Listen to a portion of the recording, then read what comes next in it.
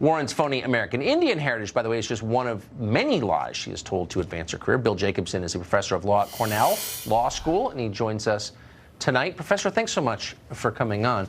So thank you. This seems to be a theme, and I'm not saying this for partisan reasons, that Elizabeth Warren lies about her biography. Yes, and that's, I think, a narrative that is developing about her, which is going to be extremely politically damaging if she were to be the nominee and get into a general election. We all know about the Native American problem, and I don't think people fully understand how deceptive and manipulative it was for a decade for employment purposes only. She claimed to be Native American, and then she pretends like she didn't think that would help her somehow.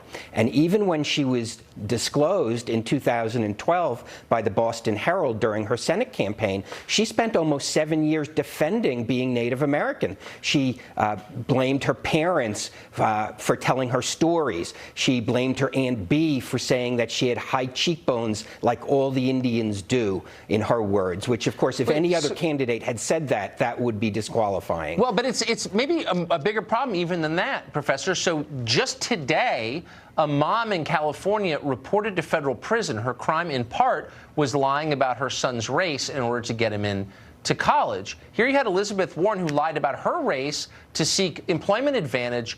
That's not a crime?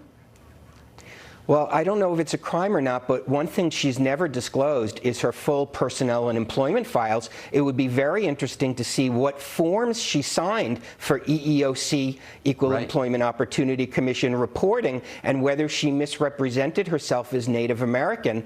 There's every reason to believe she did not meet the legal definition, but we don't know what she signed. And she's told many other stories as well. She's portrayed herself as someone having been a lawyer fighting for the little guy, but as we've covered on your show before, in fact, she represented large corporations against the little guy.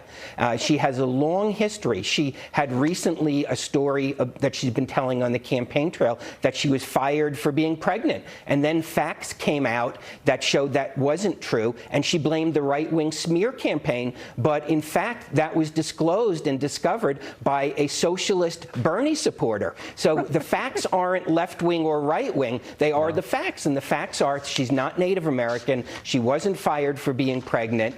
She tells a Me Too story that's been cast into doubt, not by the right wing, but by the Boston Globe itself, which is virtually her house organ. Virtually, absolutely.